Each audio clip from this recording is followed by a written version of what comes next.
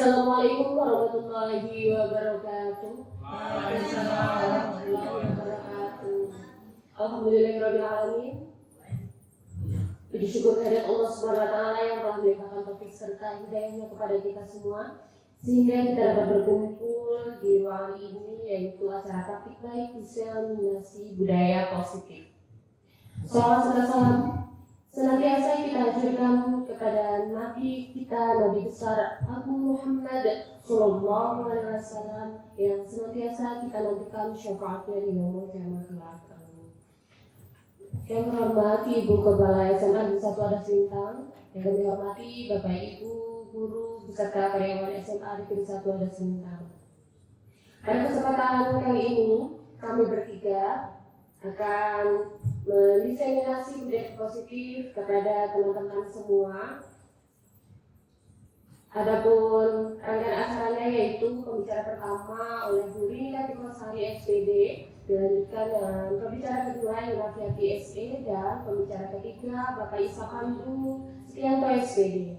Langsung saja kepada Ibu Rini Latifosari SPD kami persilahkan.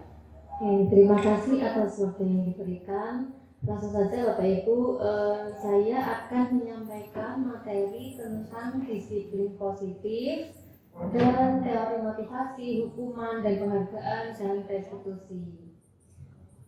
Untuk disiplin positif dan nilai-nilai kebajikan itu nanti kita akan membahas tentang tujuan disiplin positif, makna kata disiplin, dan nilai kebajikan universal.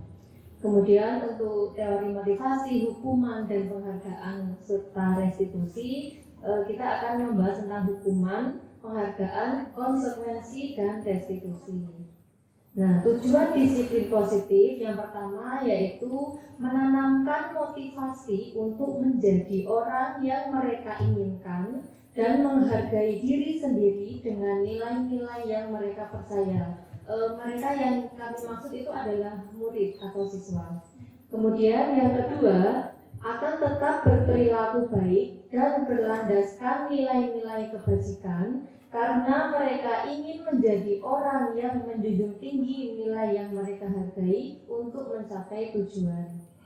Kemudian makna kata disiplin. Bapak pendidikan kita yaitu Ki Hajar Dewantara pernah menyatakan bahwa di mana ada kemerdekaan, disitulah harus ada disiplin yang kuat. Sungguh pun disiplin itu bersifat self-discipline, yaitu kita sendiri yang mewajibkan kita dengan sekeras-kerasnya. Tetapi itu sama saja. Sebab jikalau kita tidak cakap melakukan self-discipline, maka wajiblah penguasa lain mendisiplin diri kita. Dan peraturan demikian itulah harus ada di dalam suasana yang merdeka. Nilai kebajikan universal. Nilai kebajikan itu artinya baik, ya Bapak Ibu, yang nilai-nilai yang baik. Nilai-nilai kebajikan adalah sifat-sifat positif manusia yang merupakan tujuan mulia yang ingin dicapai oleh setiap individu. Menurut Dr. William Glasser pada teori kontrol menyatakan bahwa setiap perbuatan memiliki suatu tujuan. Kemudian menurut Diana Gosen mengemukakan bahwa dengan mengaitkan nilai-nilai kebajikan yang diyakini seseorang, maka motivasi intrinsiknya atau dari dalam itu akan terbangun, sehingga menggerakkan motivasi dari dalam untuk dapat mencapai tujuan mulia yang diinginkan. Kemudian beberapa nilai-nilai kebajikan, salah satunya yaitu dari profil klasik Pancasila yang sudah kita terapkan di sekolah. Ada beriman, bertakwa kepada Tuhan Yang Maha Esa, dan berakhlak mulia. Kemudian mandiri, bernalar kritis, berkebinekaan global, gotong royong, dan kreatif. Contoh nilai kebajikan yang selanjutnya yaitu dari IBO, Primary Years Program atau PYP, sikap murid.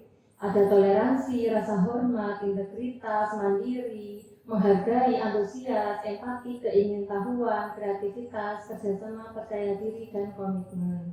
Kemudian materi selanjutnya yaitu tentang teori motivasi, hukuman, dan penghargaan serta restitusi. Nah, ini salah satu contohnya, misalnya ada siswa kita yang telat nih, sampai sekarang mungkin masih ada. Dalam menjalankan peraturan ataupun keyakinan kelas atau sekolah, bila mana ada suatu pelanggaran, tentunya sesuatu harus terjadi. Untuk itu, kita perlu meninjau ulang tindakan penegakan peraturan atau keyakinan kelas atau sekolah kita selama ini. Tindakan terhadap suatu pelanggaran pada umumnya berbentuk hukuman atau konsekuensi. Nah, di sini saya mau bertanya, adakah perbedaan antara hukuman dan konsekuensi? Bila sama, gimana persamaannya? Bila beda, bagaimana perbedaannya? Monggo Bapak Ibu.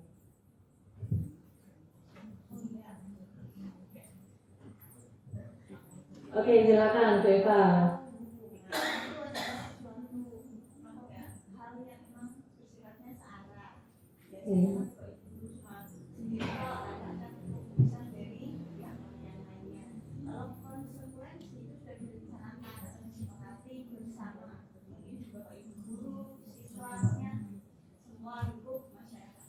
Ya, terima kasih Bu Eva. Tadi hukuman itu satu arah ya Bu ya. Kemudian konsekuensi itu sudah ada kesepakatan dari guru dan siswa. Oke, mari kita lanjutkan dulu. Nah, di sini hukuman bersifat tidak terencana atau tiba-tiba. Anak atau murid tidak tahu apa yang akan terjadi dan tidak dilibatkan. Kemudian hukuman bersifat satu arah seperti yang pendapat Bu Eva tadi, betul ya Bu? Dari pihak guru yang memberikan dan murid hanya menerima suatu hukuman tanpa melalui suatu kesepakatan atau pengarahan dari pihak guru, baik sebelum atau sesudahnya. Kemudian hukuman yang diberikan bisa berupa fisik atau psikis. Murid atau anak disakiti oleh suatu perbuatan atau kata-kata. Kemudian untuk konsekuensi sudah terencana atau sudah disepakati, sudah dibahas dan disetujui oleh murid dan guru. Umumnya bentuk-bentuk konsekuensi dibuat oleh pihak guru atau sekolah dan murid sudah mengetahui sebelumnya konsekuensi yang akan diterima bila ada pelanggaran. Pada konsekuensi, murid tetap dibuat tidak nyaman untuk jangka waktu pendek. Konsekuensi biasanya diberikan berdasarkan suatu data yang umumnya dapat diukur. Misalnya, setelah 3 kali tugasnya tidak diselesaikan pada batas waktu yang diberikan, atau murid melakukan kegiatan di luar kegiatan pembelajaran, misalnya mengobrol, maka murid tersebut akan kehilangan waktu bermain dan harus menyelesaikan tugas karena ketertinggalannya. Nah, di sini ada contoh studi kasus. Pak Untung, guru matematika ya. Iva kurang menguasai pelajaran matematika, sehingga pada saat pelajaran tersebut berlangsung, dia lebih banyak berdiam diri atau menggambar di buku pelajarannya. Pada saat guru matematikanya, Pak Seno, menanyakan pertanyaan, Iva menjadi gugup dan tak sengaja menjatuhkan tasnya dari kursi, serta tiba-tiba menjadi gagap pada saat berupaya menjawab. Seluruh kelas pun tertawa melihat perilaku Iva yang bicara tergagap dan terkejut tersebut. Pak Seno pada saat itu membiarkan teman-teman Iva menertawakan Iva yang tergagap dan malu luar biasa, dan malahan meminta Iva untuk maju ke depan dan berdiri di depan kelas sambil menunjuk hidungnya karena tidak bisa menjawab pertanyaan Pak Seno. Kelas makin gaduh dan anak-anak pun tertawa melihat Iva di depan kelas memegang ujung hidungnya. Pertanyaannya, apakah Bapak Ibu setuju dengan tindakan Pak Seno terhadap Iva? Oke, mungkin Pak Untung gimana Pak sebagai guru matematika? Ya, saya nggak setuju ya. Tidak setuju. Mengapa Pak? Ya, karena kadang-kadang anak itu mempraktikkan pelajaran itu kadang-kadang malah membayangkan dia malah melupakan sesuatu. Karena dia sudah membayangkan sesuatu, kadang-kadang itu bisa terjadi. Dan itu pernah memang betul-betul terjadi. Dia malah gambar rumah, malah anak saya gambar bidang daftar, malah gambar rumah. Oh iya. Setelah sukses dia pamer ke saya, terus tak tanya lagi, ya ternyata kadang-kadang kayak gitu. Terus ditanya dia yang memang gagal, tapi saya diamkan saja.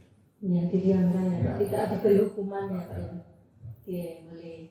Kemudian menurut Bapak Ibu, tindakan Pak Seno terhadap Iva adalah sebuah hukuman atau konsekuensi? Kalau menurut saya Pak, itu hukuman. Hukuman. Kenapa Pak? Karena di situ ada siswa lain malah didiamkan, dia malu didiamkan, malah ditutup hidupnya, itu ya memalukan, itu tidak menghargai harga diri anak ya. Ya, tapi hukuman ya Pak. Oke, terima kasih buat Pak Untung. Tepuk tangan buat Pak Untung Bapak Ibu. Jawabannya luar biasa dan betul semua. Oke. Dan itu sebuah hukuman ya. Oke.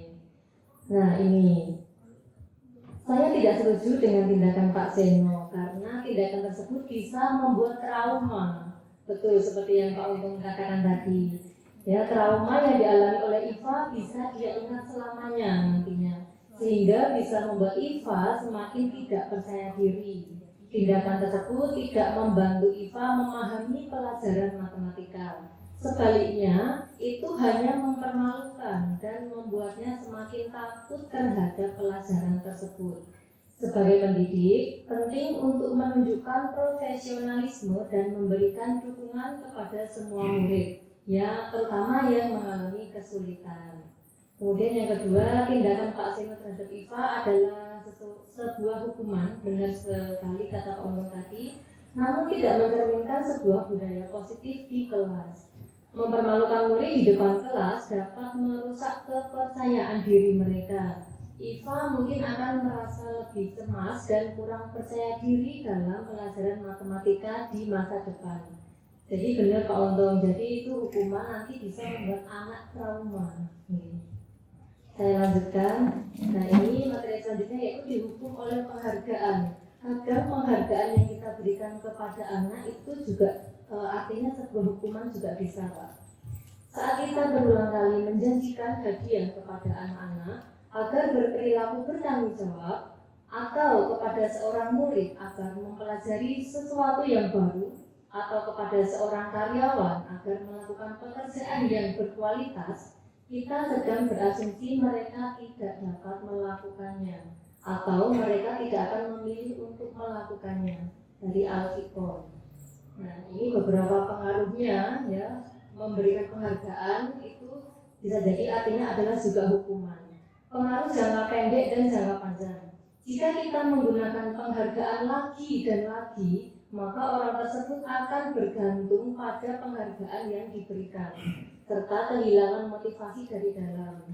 Jadi kalau kita sering memberikan penghargaan kepada seseorang, bisa jadi orang tersebut itu hanya melakukannya itu terpaksa. Jadi karena ada penghargaannya. Kemudian penghargaan tidak efektif. Jika saya mengharapkan suatu penghargaan dan tidak mendapatkannya, maka saya akan kecewa dan berkecil hati. Serta kemungkinan lain kali saya tidak akan berusaha sekeras sebelumnya. Mungkin karena tidak ada penghargaannya, ya udah saya tidak usah bekerja sekeras-kerasnya gitu. Kemudian orang yang berusaha berhenti merokok, ini salah satu contohnya ya. Atau orang yang berusaha diet, menguruskan badan, bila diberikan penghargaan hampir pasti tidak berhasil. Kemudian penghargaan merusak hubungan. Jika seorang guru sering memberikan penghargaan kepada murid-muridnya, besar kemungkinan muridnya termotivasi hanya untuk menyenangkan gurunya saja. Mereka tidak akan bersikap jujur kepada guru tersebut. Kemudian penghargaan mengurangi ketepatan. Ini sudah ada risetnya Bapak Ibu. Jadi risetnya itu adalah anak-anak diminta mengingat kata-kata tertentu. Kemudian mereka diminta mengambil kartu yang berisi kata-kata yang diingat tersebut setiap kali muncul. Beberapa anak diberikan permen setiap mereka memberikan jawaban yang benar. Dan sebagian yang lain hanya diberitahu saja bila jawaban mereka benar.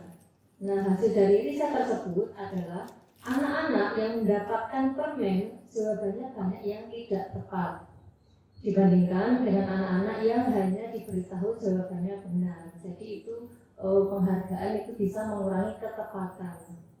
Kemudian penghargaan bisa menurunkan kualitas. Pengamatan dilakukan pada sekelompok mahasiswa, ini sudah ada risetnya ya, yang sedang kerja praktek di sebuah surat kabar universitas. Saat itu mereka sedang belajar menuliskan sebuah artikel tentang sebuah judul berita utama. Seiring waktu mahasiswa tersebut semakin mampu bekerja dengan cepat. Kemudian ada beberapa mahasiswa yang dibayar untuk setiap judul berita utama yang mereka mampu hasilkan. Dan setelah beberapa lama, mahasiswa yang dibayar ini hasil kinerjanya berhenti berkembang. Mereka yang tidak menerima bayaran terus berupaya mengasah diri menjadi lebih baik. Jadi yang dapat bayaran itu malah kualitasnya menurun, dan yang tidak ada bayarannya itu dia bisa mengembangkan dirinya. Kemudian penghargaan mematikan kreativitas. Nah, ini ada penelitiannya juga. Penelitian menunjukkan bahwa pekerjaan seni, ini mungkin Pak Parmadi yang seni ya Pak, atau sebuah penulis cerita menjadi kurang kreatif bila dijanjikan sebuah hadiah atau penghargaan. Gimana Pak Parmadi menurut panjenengan? Kalau seni itu ada penghargaannya gitu, kira-kira kreativitasnya makin meningkat apa malah tidak? Ya jelas tidak bebas. Tidak bebas ya Pak? Karena orientasinya ke hadiah dan Ya, orientasinya malah ke hadiahnya. Oke, saya lanjutkan. Penghargaan menghukum. Penghargaan menghukum mereka yang tidak mendapatkan penghargaan. Misalnya dalam sistem ranking, mereka yang mendapatkan ranking kedua akan merasa paling dihukum. Ya jelas semua anak pasti pengen rankingnya 1. Memberikan penghargaan dan hukuman adalah hal yang sama, karena keduanya mencoba mengendalikan perilaku seseorang. Oke. Motivasi dari dalam diri atau intrinsik. Jika kita memberikan penghargaan kepada seorang anak pada saat dia sedang merasa bangga dengan pencapaiannya sendiri, maka kita akan mengambil kegembiraan yang saat itu sedang dirasakan secara alamiah. Nah, kemudian restitusi. Restitusi adalah proses menciptakan kondisi bagi murid untuk memperbaiki kesalahan mereka, sehingga mereka bisa kembali pada kelompok mereka dengan karakter yang lebih kuat. Kemudian restitusi bisa membantu murid menjadi lebih memiliki tujuan, disiplin positif, dan memulihkan dirinya setelah berbuat salah. Penekanannya bukanlah pada bagaimana berperilaku untuk menyenangkan orang lain atau menghindari ketidaknyamanan, namun tujuannya adalah menjadi orang yang menghargai nilai-nilai kebajikan yang mereka percayai. Intinya itu anak-anak itu bisa sadar dengan kesadaran diri mereka itu menerapkan nilai-nilai kebajikan, jadi tanpa adanya hukuman, paksaan seperti itu. Nah, cukup sekian materi dari saya tentang disiplin positif dan terapi motivasi, hukuman dan penghargaan serta restitusi. Kemudian akan dilanjutkan oleh Ibu Elina Fiati SE tentang keyakinan kelas. Silakan Bu Eli. Baik, terima kasih. Saya lanjutkan. Untuk keyakinan kelas. Keyakinan kelas upaya pabrik dalam menjalankan filosofi pendidikan menurut Ki Hajar Dewantara, yaitu dengan menanamkan budaya positif pada peserta didik. Banyak kegiatan atau program sekolah yang dapat mendukung terwujudnya penanaman budaya positif. HAI paling mudah, maksudnya hal yang paling mudah dapat dilakukan dalam menanamkan budaya positif adalah dengan membuat keyakinan kelas. Nah, keyakinan kelas menjadi dasar dari peraturan kelas yang dibuat dengan kesepakatan bersama antara guru mata pelajaran maupun guru kelas dengan siswa. Keyakinan kelas dibuat berdasarkan kesepakatan kelas yang diyakini bersama dapat menanamkan nilai-nilai positif pada murid. Maka pelanggaran atas kesepakatan kelas akan tetap memberikan konsekuensi yang juga disepakati bersama. Keyakinan kelas dapat menjadi batasan dan acuan selama proses pembelajaran agar dapat menumbuhkan nilai positif pada siswa yang kemudian akan berkembang menjadi budaya positif bagi lingkungan. Nah, di sini ada pertanyaan semantik Bapak Ibu. Yang pertama, mengapa keyakinan kelas? Mengapa tidak peraturan kelas saja?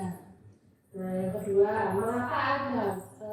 mengapa adanya keyakinan kelas penting untuk terbentuknya sebuah budaya positif?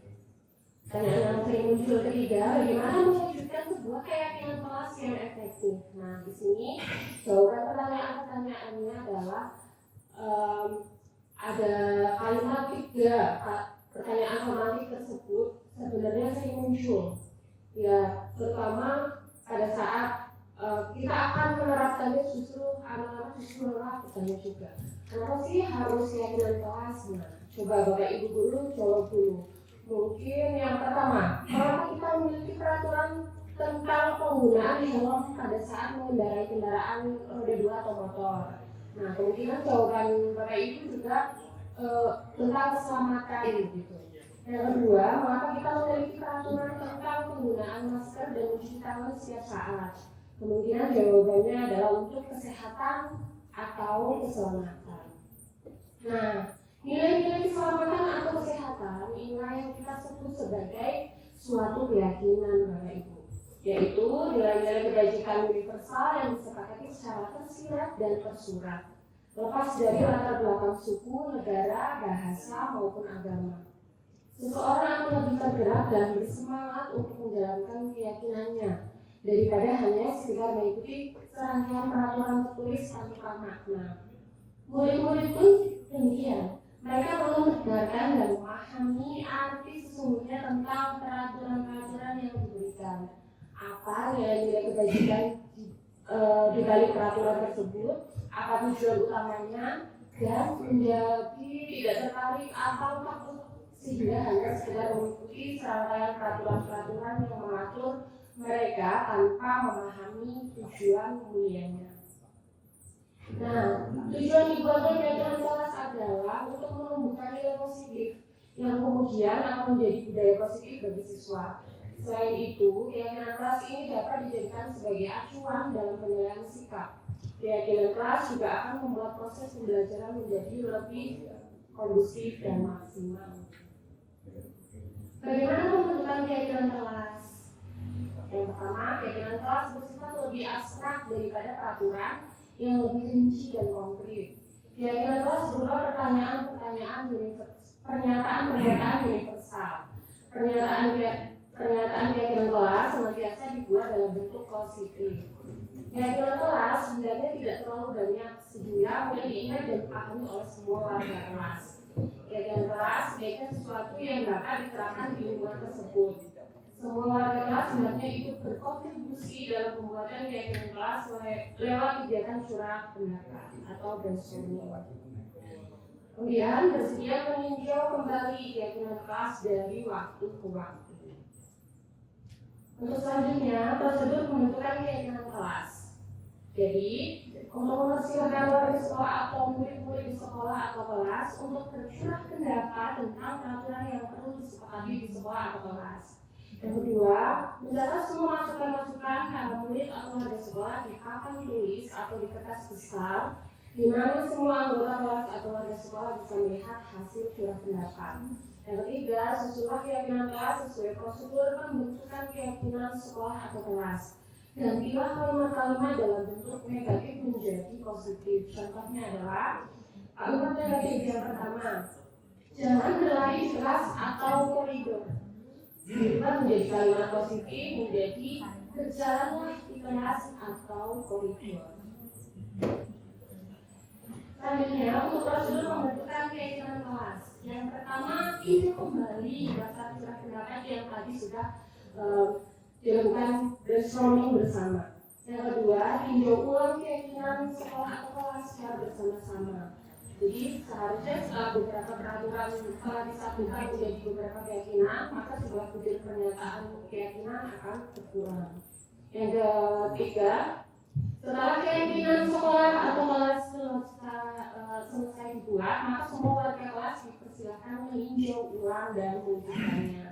Yang terakhir, keyakinan sekolah atau kelas selanjutnya bisa dilaksanakan diletakkan di dinding kelas di tempat yang mudah dilihat semua warga kelas. Berikut adalah contoh keyakinan kelas.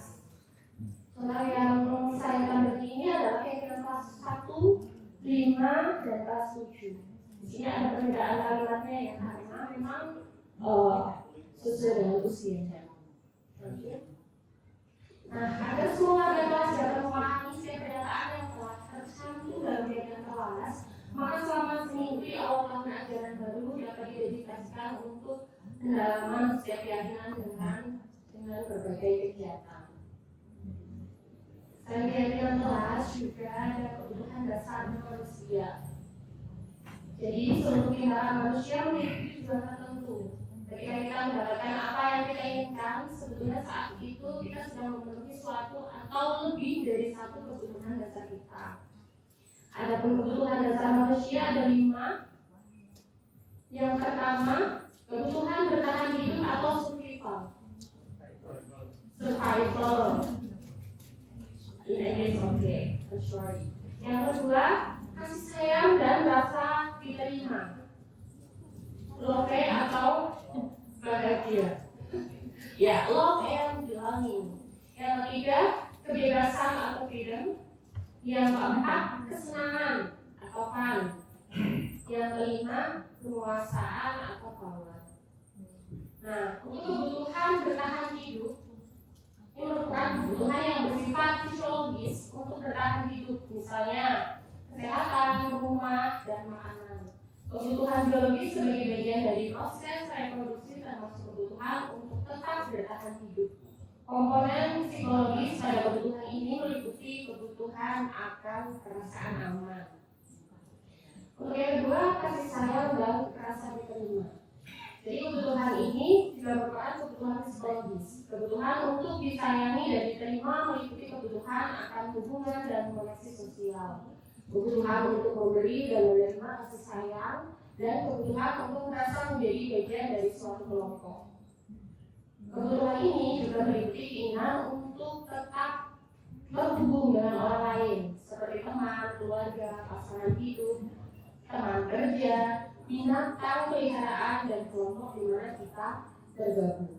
Anak-anak yang memiliki kebutuhan dasar kasih sayang dan rasa diterima yang tinggi biasanya ingin disukai dan diterima oleh lingkungannya. Jadi kadang kita juga menemui anak-anak yang caper gitu ya Bu. Bapak Ibu mungkin juga sering menjumpai sikap seperti itu. Nah, ini mungkin termasuk tidak terpenuhinya kebutuhan kasih sayang dan rasa diterima, sehingga caper. Oke, selanjutnya penguasaan. Kebutuhan perlakuan atas kemampuannya. Kebutuhan ini berhubungan dengan kekuatan untuk mencapai sesuatu, menjadi kompeten, menjadi terampil, diakui atas prestasi dan keterampilan kita, didengarkan dan memiliki rasa harga diri. Kebutuhan ini meliputi keinginan untuk dianggap berharga, bisa membuat perbedaan, bisa membuat pencapaian, kompeten, diakui, dihormati. Ini meliputi self-esteem dan keinginan untuk meninggalkan pengaruh. Selanjutnya, kebutuhan akan kebebasan.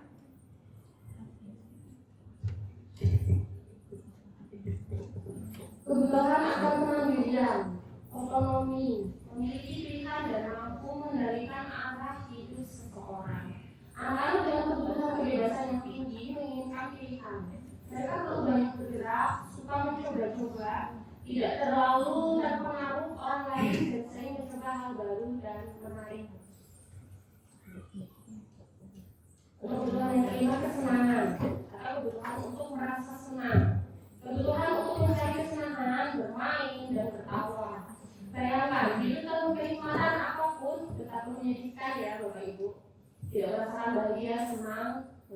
Menurut Fraser, menghubungkan kebutuhan akan kesenangan dengan belajar. Semua hewan dengan tingkat intelijensi tinggi, sebenarnya ada anjing, domba, primata, dan lain-lain, itu bermain.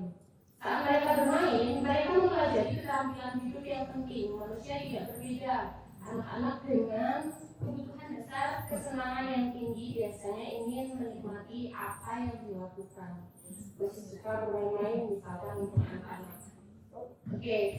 Sebenarnya Bapak Ibu, semua orang senantiasa berusaha untuk memenuhi kebutuhannya dengan berbagai cara. Bila mereka tidak bisa mendapatkan kebutuhannya dengan cara yang positif, mereka bisa melanggar peraturan atau melakukan hal-hal yang tidak sesuai dengan nilai-nilai kebajikan. Seorang murid yang tidak begitu berhasil secara akademik, mungkin kebutuhannya akan penguasaan tidak terpenuhi di sekolah. Oleh karena itu, mungkin dia akan mencoba untuk memenuhi kebutuhannya akan penguasaan. dengan mencoba mengatur orang lain, tidak bermain atau bahkan menyakiti mereka secara fisik.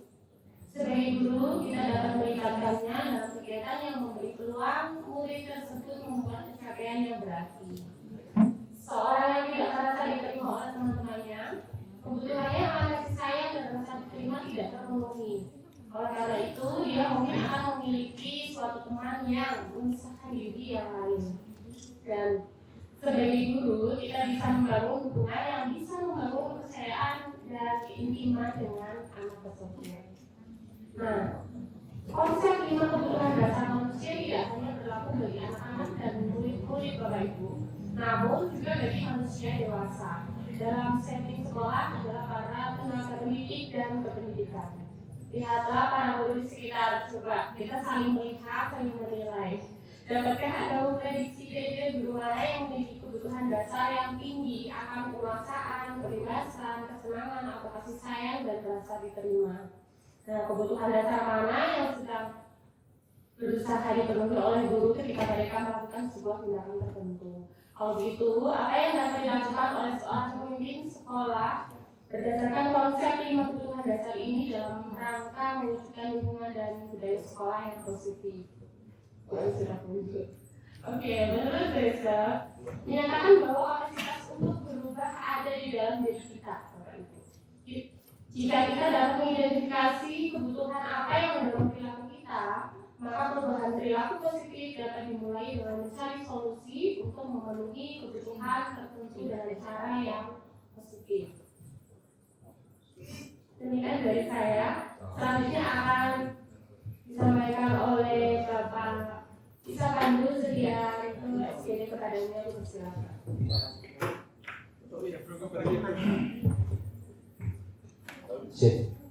Baik, terima kasih.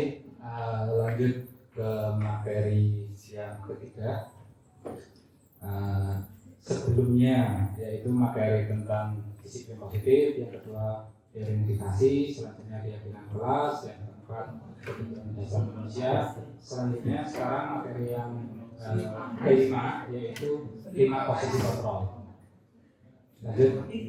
Nah, untuk materi yang akan disampaikan di sesi yang ketiga ini, yang pertama adalah posisi kontrol, yaitu posisi yang harus dikuasai oleh Bapak Ibu guru, di mana posisi kontrol ini ranahnya adalah ranah sekolah dan di dalam kelas. Jadi 5 posisi kontrol ini tidak efektif bila kita aplikasikan di luar kelas atau di luar sekolah.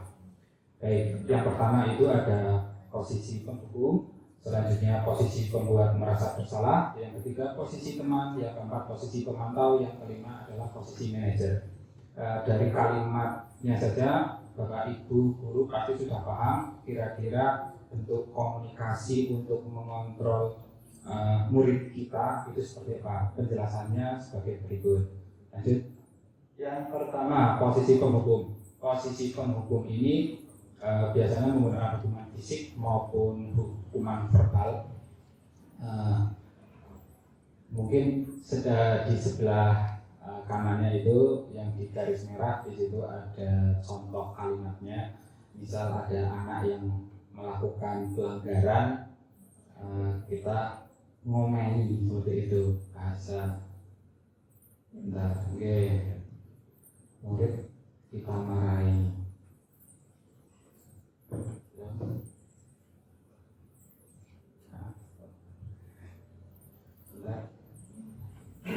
Oke. Akor kok teman saya sedang lari-lari.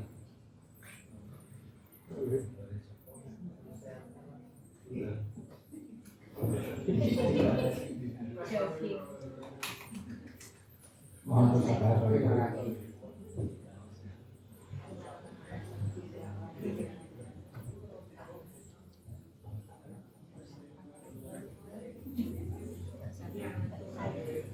Oke, bentuk kalimatnya yang pertama, contoh patuhi aturan saya atau awas. Intinya kita melakukan kalimat-kalimat yang mengintimidasi dan bersifat menghukum. Selanjutnya posisi kontrol yang kedua.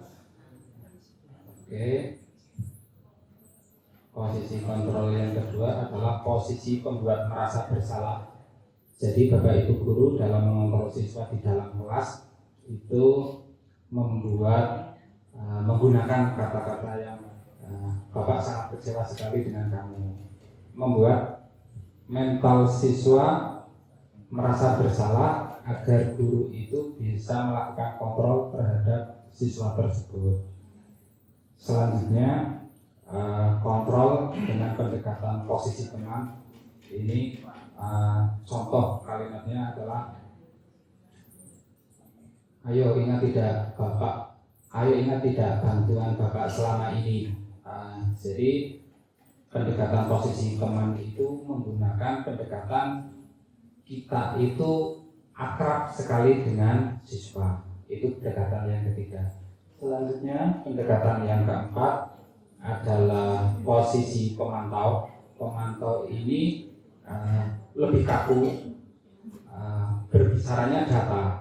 Kamu misal ada siswa yang melakukan kesalahan, kamu tahu kan konsekuensi saat kamu melakukan tindakan merokok di dalam kelas, atau kamu tahu kan konsekuensi saat kamu 3 kali alfa itu seperti apa. Jadi menuntut siswa agar melihat kembali peraturan tata tertib yang ada di sekolah. Selanjutnya posisi terakhir yaitu posisi manajer, di mana posisi manajer itu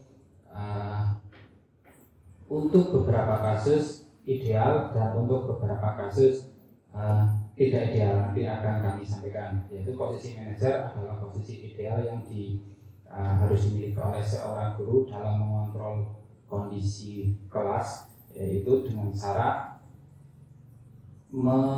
membuat keyakinan bahwa siswa itu sudah sepakat atas keyakinan kelas yang sebelumnya sudah dibuat.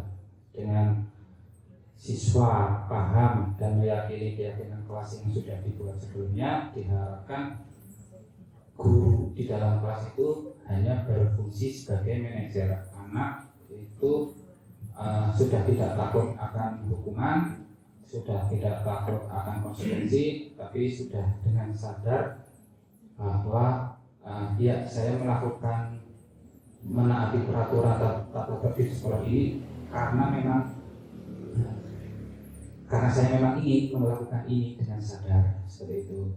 Tetapi untuk posisi manajer, walaupun posisi ideal, ada kasus-kasus yang kompleks dan rumit yang kita tidak bisa memposisikan diri sebagai posisi manajer. Jadi walaupun posisi manajer itu paling top, tapi ada kalanya di kasus-kasus tertentu kita menggunakan posisi penghukum atau posisi yang paling dasar, dan itu boleh.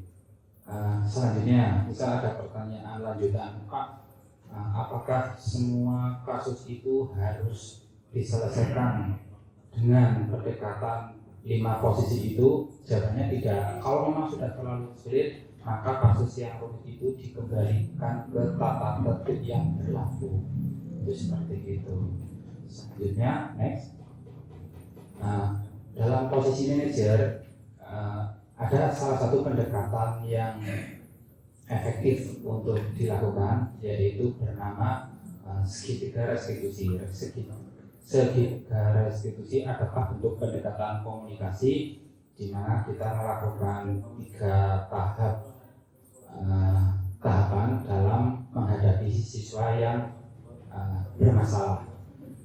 Sebagai garis bawah lagi bahwa segitiga restitusi ini itu hanya efektif dilakukan di kasus yang ringan saja, seperti itu. Jadi untuk kasus-kasus berat, bentuk komunikasi segitiga restitusi ini tidak berlaku.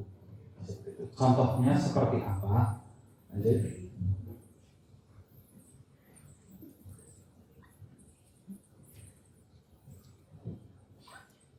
Baik, lanjut Guru.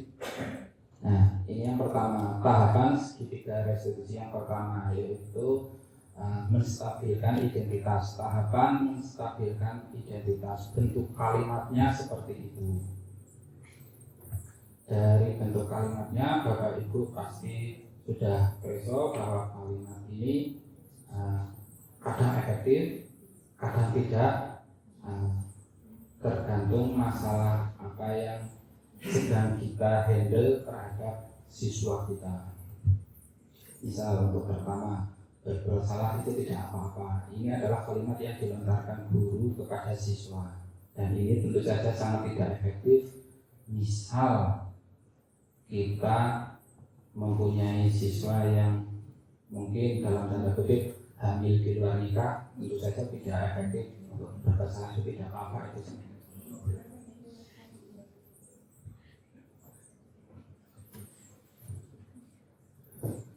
Selanjutnya, manusia tidak ada yang sempurna, seperti itu. Ada kalanya cocok, ada kalanya memang tidak cocok. Jadi paling tidak kita sebagai guru ada bentuk komunikasi yang bernama segitiga restitusi. Ada 3 tahapan. Yang pertama, menstabilkan identitas.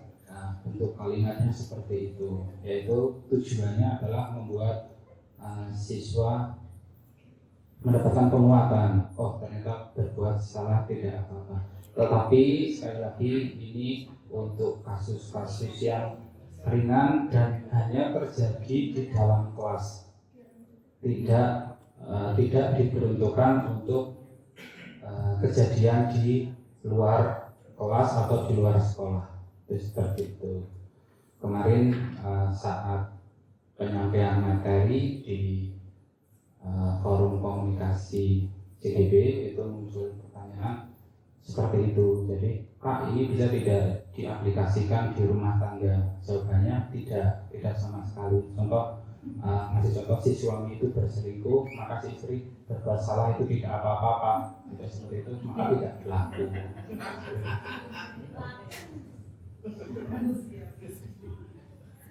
Jadi sekali lagi, komunikasi ini hanya berlaku di dalam kelas dan di lingkungan sekolah saja. Lanjut, untuk tahapan yang kedua adalah validasi tindakan yang salah. Bentuk kalimat yang disampaikan seperti itu, Bapak Ibu Guru bisa resort di layar. Bentuk kalimat-kalimat penguatannya.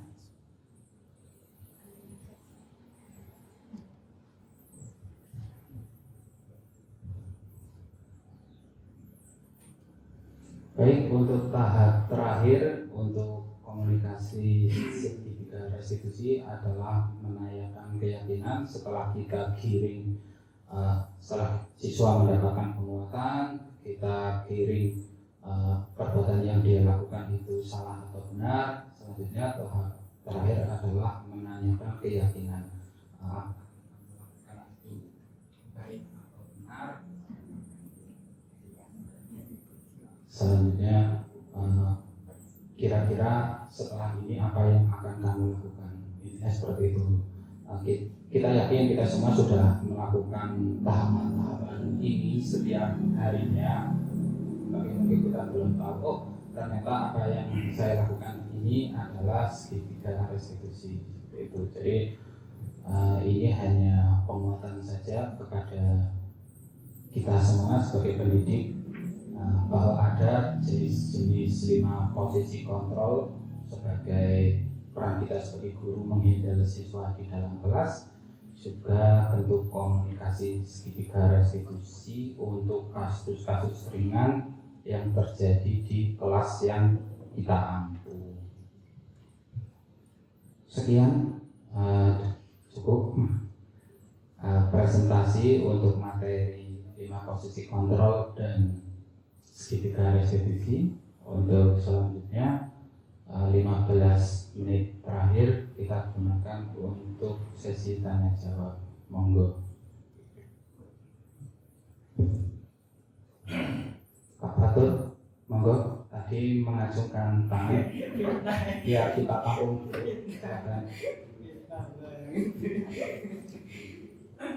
Yakin nih Pak? Pak Ali, monggo Pak Ali, silakan pertanyaannya.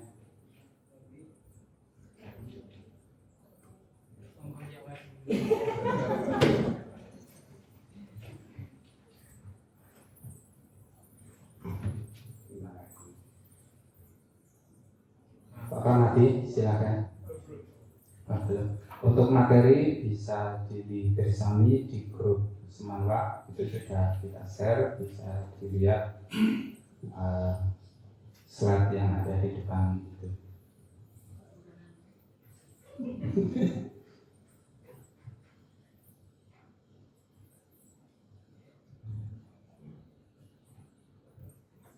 Kalau bukan pertanyaan mungkin umpan balik apa? Oh, bisa respon, umpan balik atau penanggap seperti itu. Ya, silakan Pak Fatul. Coba yang menyampaikan umpan balik. Oke, silakan Pak Joko.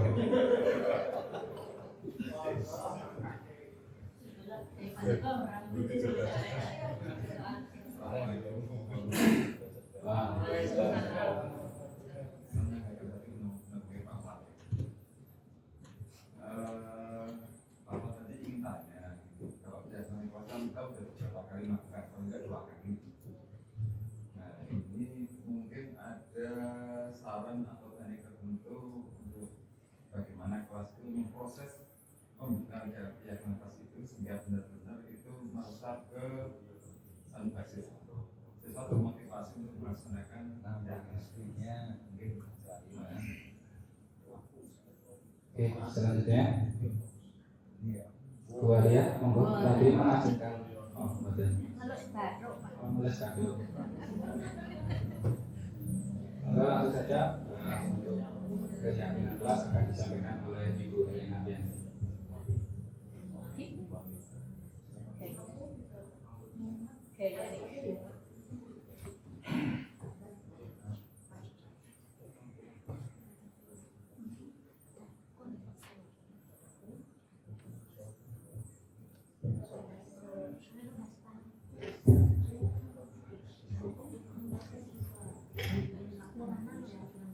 Oh ya, dilihat dari tahapannya, pertama kita mengumpulkan semua pendapat.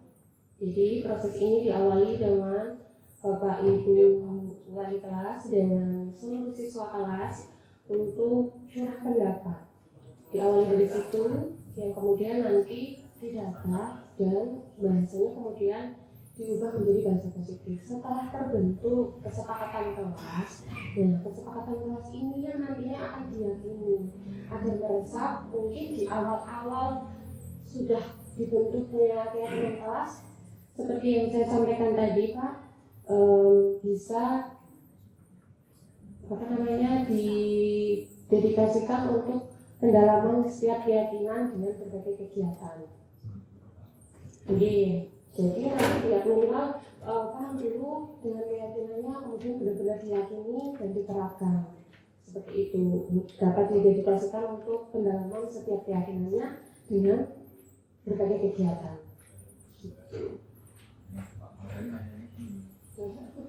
Di surat pendapat dari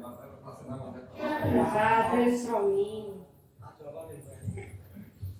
surat pendapat yang pernah dilakukan anak cuma ngomong mungkin ya kita berangkat sambil bagus dan ini kalau kita sekarang misalkan masuk kelas depan sama itu terus dari keyakinan yang saatnya memang itu yang kemarin ternyata itu setelah berjalan terlupakan. Artinya anak semua tahu bahwa itu baik, tapi belum itu bisa masuk ke dalam itu baik. Ya yuk saya lakukan. Mungkin ada trik tertentu apa ya yang itu bisa sampai masing-masing sehingga memunculkan motivasi untuk kita lakukan. Itu apa ya?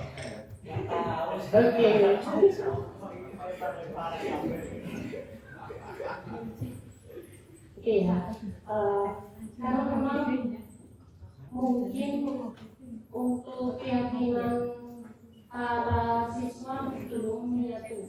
Jadi setelah dibuat dengan mudahnya terlupakan. Sebelum membuat kesepakatan kelas, sebaiknya kita juga sampaikan dulu materi budaya positif Pak. Jadi mensosialisasikan ada pertama ya kepala sekolah dulu, bapak ibu dulu, teman sekolah nanti baru kemudian ke siswanya. Nah pemahaman dari dasar dulu begitu. Maksud dan tujuannya mungkin jadi keyakinan kelas ini kan sebagian dari 6 budaya positif itu. Jadi tentunya maknanya juga harus saling gitu untuk dapat budaya positif itu. Kalau fokusnya di keyakinan kelas dulu, ya tentunya nggak bisa langsung instan Kak, gitu. Bagaimana memunculkan keyakinan itu kepada setiap individu. Monggo, Pandu dan Burin. Oke, terima kasih. Saya menambahkan pertanyaan dari Pak Joko. Jadi untuk kesepakatan kelas, setelah kesepakatan kelas itu turun ke keyakinan, setelah keyakinan turun ke budaya positif, runtutannya seperti itu. Untuk spesifik di sekolah kita malah ada yang lebih ekstrim Pak. Mungkin tadi Pak Joko ceritakan masuk jam berapa, jam 7 sampai Pak ini dimasukkan, Pak dikeluarkan sampai ada kelas yang saya wali itu karena berisi anak-anak yang istimewa, itu berangkat jam berapa, jam 8, kan ada yang bersuara jam 8 nular, iya Pak jam 8 saja. Pertama catat seperti itu. Terus apalagi sing aneh-aneh, boleh makan, boleh bersepatu putih, intinya yang bertentangan dengan tata tertib semua. Setelah itu setelah semua itu pun baru kita luruskan setelah mereka beropini semua bahwa kesepakatan kelas adalah turunan dari tata tertib. Seperti itu, tata tertib sekolah yang sudah terbuat, yang bakal kita sering bergesekan dengan poin-poin tata tertib itu kita garis bawahi, intinya seperti itu. Jadi membuat kesepakatan, setelah kesepakatan kita buat keyakinan hampir mirip-mirip, hanya keyakinan itu sudah berbentuk kalimat yang kalimat yang bentuk kalimatnya dirubah yang indah lah seperti itu. Itu antara kesepakatan dan keyakinan lah. Nah keyakinan itu sudah berjalan terus, maka budaya positif itu akan muncul. Jadi untuk kesepakatan kelas itu kelihatan bentuknya, yaitu poster atau banner yang ditempel, keyakinan juga ditempel, tapi untuk budaya itu tidak tertempel tapi terlihat dan terasa.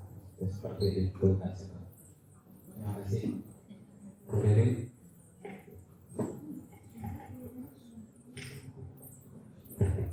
Ingin menambahi saja Pak Joko.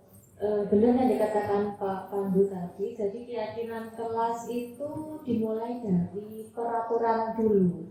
Jadi di sekolah itu sudah ada peraturan, kemudian kita turunkan menjadi keyakinan kelas. Kemudian mungkin apabila kok tidak terrealisasi gitu nih Pak, itu berarti kita perlu adanya pendampingan, mungkin dari wali kelas atau guru-guru yang masuk di kelas tersebut. Dengan adanya pendampingan, misal si Tono misalnya kok masuknya kok kelas, nah itu kita bisa melaksanakan yang disampaikan Pak Pandu tadi, itu bentuk dari segitiga restitusi. Jadi anak tersebut mungkin dipanggil, jadi bukan di depan kelas disaksikan dengan teman-temannya, itu bukan. Jadi misalnya ada siswa yang telat, kita memanggilnya itu secara pribadi. Jadi ditanya kenapa, kemudian kita itu harus menanya sampai akar-akarnya. Misalnya bangun jam berapa, kenapa kok telat dan sebagainya. Dari situ kemudian kita nanti menanyakan, dia di kelasnya adanya keyakinan kelasnya itu apa aja. Kemudian yang dilanggar itu apa. Nah dari situ lama-kelamaan itu kan adanya pendampingan juga, itu bisa menjadikan semua keyakinan kelas itu pasti ditaati. Seperti itu Pak.